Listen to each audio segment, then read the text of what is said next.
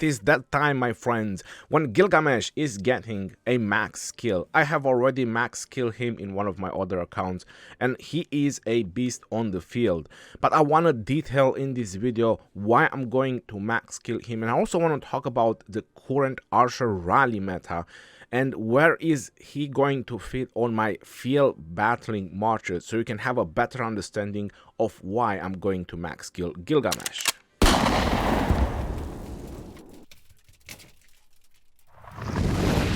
Hello everyone and welcome back to On the Rise of Kingdom video. I'm Legend Ronnie, and today it is that day when we max skill another commander. As I was mentioning on the intro, I have already max skill Gilgamesh on one of my other accounts, which is doing KVK2 right now. But long story short, I was told that the kingdom doesn't need promoting. That's why I haven't done videos or live streaming from this account in the past. But more will come very soon. So as you see, he's already max skill, so I know what Gilgamesh can do and I know how powerful he is. As you notice, on this account I don't have Cyrus, I don't have Artemisia, I don't have Tomiris, and I don't have Ramses. So this account has purely been focused on cabs and infantry, not like my other account which is purely focused on archers and cavalry. So I have very little infantry. As you can see, there is no Harald, there is no Leo. All I have is Guan and Alexander, and I have Constantine as well because it's easy to obtain Charles Martyr from the gold keys, but no Pakal, no any other infantry commanders, not even Zenobia. Going back to this account, I need to work a little bit on archers. I also have a decent archer equipment, and we are going in Season of Conquest in 2155, and it's going to be the first Season of Conquest for them. So they need really good rally. And they already have cabs, and I already have cabs on this account. I have Xiang Yu and Chandra Gupta. But I know Gilgamesh and Nebu is performing really great, and I already have Nebuchadnezzar. I plan to do Ramses, he's already 5122, and if you're wondering why not wait for the wheel to spin more for Gilgamesh, is the reason because I can spin for Ramses, or if I really want I could spin for Cyrus, but I still need Ramses, so I'm definitely going to spin the wheels if I'm going to spin the wheels for Ramses. There's no reason to wait for Gilgamesh, so I can just simply max Gilgamesh with the universal sculptures. Now where exactly Gilgamesh is going to fit in my armies? I have Saladin and William, I use Xi and Chandra, I have Guan and Alex, and obviously I have Nebu YSG. So if I max Gilgamesh, how am I going to pair these marchers on this account? So my thought is, and what I really want to do, is eliminate Aethelflaed. So instead of doing Trajan and Aethelflaed, because there is so many Trajans and Aethelflaed right now on the field, I really think Mulan needs a little bit more love. And I really like her. But I don't only like Mulan when she is max skill. Now the problem is, who is going to max skill a Mulan from gold keys? Pretty much just a couple of players that you can probably count on your finger, like 1, 2, 3, 4, 5, or who is going to max Mulan from the daily. Now that's a lot more players that can do that. It's just that there is a lot other commanders that you can max from the daily special offer, like for example Tomiris. You even have Saladin in the daily special offer, depending on how old the kingdom is. But there is a lot of options that you can do from the daily special offer. Some people go for Constantine because he's really good in Sunset Canyon and various other aspects of the game. But Mulan, there is really just a few people that are maxing her. She has a much higher role on the field, that she is a much better support than Aethelflaed. But only when she is expertise. When she is expertise, her buff lasts for 3 seconds. That's pretty significant. You get 20% attack, defense and health. It doesn't say, but it just goes up to 5 marches, so it's not all the marches in the area, and that's a huge boost for 3 seconds. And the most part, you also get march speed. So for example, if you're chasing down a target, you already have your marchers that are slowing it down, but when Mulan is popping her skill, you're also gaining march speed. So that will help your Trajan to keep up, right? Because Trajan is with mix of troops, you should do Trajan with mix of troops, and that will make him slow. So Mulan will just help keep up. On top of that, 20% damage increase on the target from all sources, and this is a passive skill. But if I'm taking Aethelflaed out, I'm losing attack, defense, and health decrease on the target, right? Because this is where the point where I'm going to reach, where Gilgamesh comes in effect. And you really want those debuffs as well. I mean, Aethelflaed debuffs, everybody know, is pretty amazing. Not to mention that is a fan shape area. I mean, I think Aethelflaed is almost like 180 degree, which means that she can debuff up to 5 targets, Aethelflaed, which is pretty huge. But you also want, at least on your target, at least on the single target that you're nuking, you want to keep the health and defense debuffs. So for that, you have Gilgamesh. So Gilgamesh, this is where he comes in play. It can debuff the target for 3 seconds, not just 2 seconds like Aethelflaed, and up to 30%. And if you're already having C, like I do, she also debuff the target with defense. And debuffing the target with attack, that's really less important.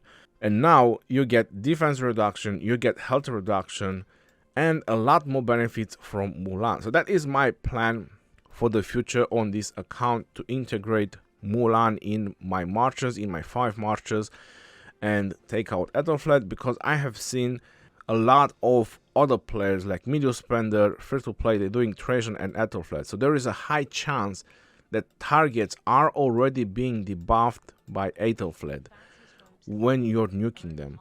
But you want to make sure that when you're nuking your target, you have plenty of buffs and debuffs. So you have C, you have Gilgamesh, you'll have Mulan to buff and debuff the target, Trajan to buff and debuff. All this combined together, and with Chandragupta as well, with his Artash, whatever he says there, 15% health and defense decrease, all this stacking up, you can have a really huge impact when you're swarming a target. So that's the whole idea about introducing Gilgamesh into this murder ball. So I already have my other account which I showed you, and there I'm still using Trajan and Aethelflaed while I have Gilgamesh, because Mulan is not ready there and is not going to be ready anytime soon. But Mulan is almost ready on this account, so I can definitely go ahead and do a Trajan and Mulan, and it will make a lot of sense to include Gilgamesh. On the other note, we do need Gilgamesh for rallying. So it's like shooting 2 rabbits with 1 bullet, or how is it called? 2 ducks with 1 bullet. No. Ducky lives matter, I forgot. No ducks involved. But you get the idea why I'm planning to do this change. And now, because I'm maxing Gilgamesh, I have Gilgamesh, Nebu, and YSG, and I need to do 2 archer marches. I already have the equipment. Now, what my plan is to do, and that sounds pretty crazy, I plan to do Gilgamesh and Nebu, and when you check Nebu, you already get a 50% archer march speed. So Gilgamesh and Nebu is not really that slow and is pretty tanky. But I have to include my YSG somewhere, even though I know it's probably some of the worst ideas that it came in my mind. But the only option that I have is including LCID. So I'm gonna have to do LCID and YSG. Now, as crazy as it sounds, LCID is not really that bad. I mean, a lot of people still think and say it's trash and all that. But on the field, you get Archer March Speed 15%, you get 20% defense bonus, which on today's commanders that are being introduced with all these reductions and damage reductions and skill damage reductions and counter attack and normal attack damage reduction, just a flat 20% defense is really not much. With his expertise, you get another 5%, which again, still 25% defense, still okay there. But the problem is, if he does get targeted, you get another 25% march speed when the troops get to 50%. So if you're really paying attention on the battlefield, you can very easily retreat LC. And if it's going to go that bad, like he's non-stop a target, my other option that I can go that I can do with El Cid is getting Ramses, maybe a 5-5 Ramses, just lock the other two skills, just spend a little bit of universals, get a 5-5 or a 5-5-5 Ramses, or hope to at least max his third skill, or maybe with the next wheel I'll get a little bit more and then do a Ramses YSG, which everybody knows is a very good combo, even though he's not going to be max skill. Third option, which I really like it, is doing a 5-5-1-1 Artemisia.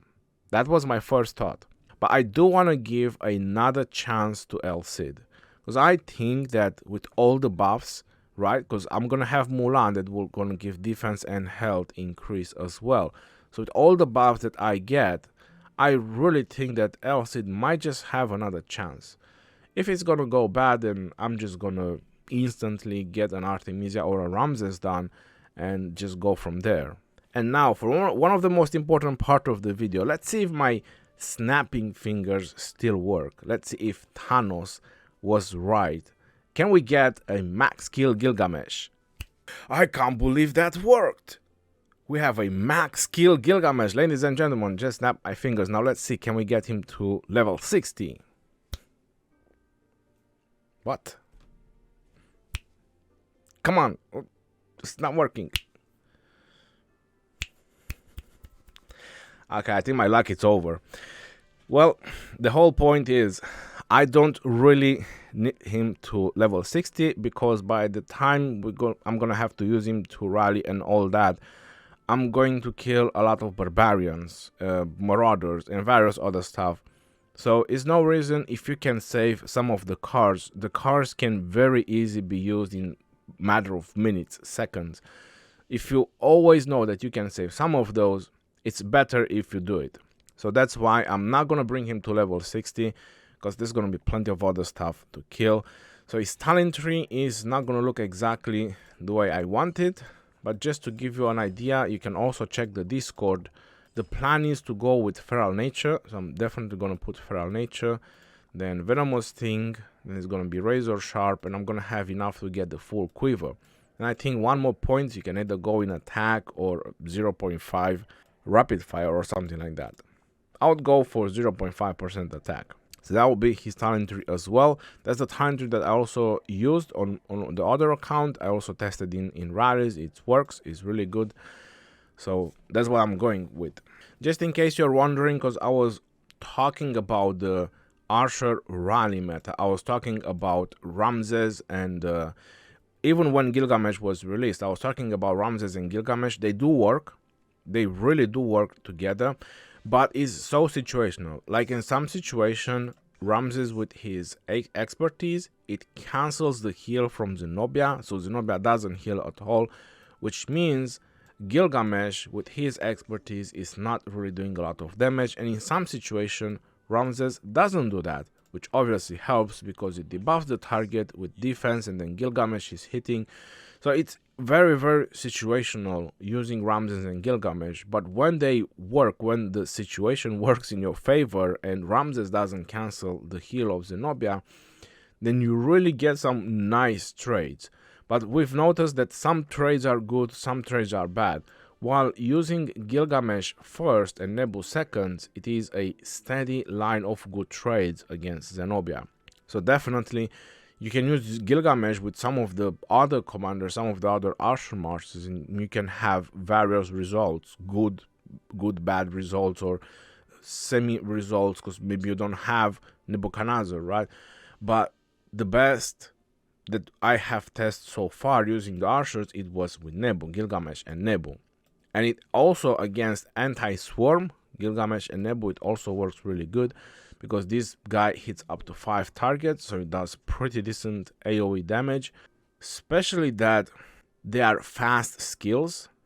Going with the Horner Ring like I usually go in a rally, and using the Feral Nature, they do skills pretty fast.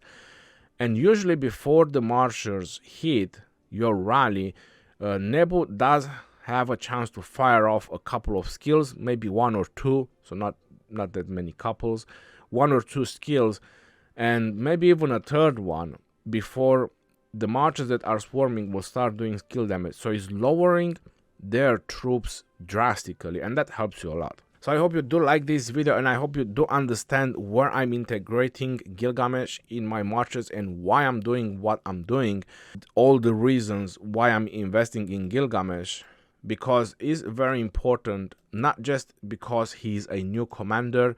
You have to understand the entire aspects. But if you just want a powerful archer commander, like you haven't already invested in Ramses, Artemisia, or Nebuchadnezzar, as a 5-5-1-1 Gilgamesh is good to go. But my recommendation is always to expertise the commanders. That is the best way how you can get the most out of your commanders. Until next time, this is your boy Ronnie signing off. Peace out, yo, and take care. See you on the next one, and stay safe out there, my friends.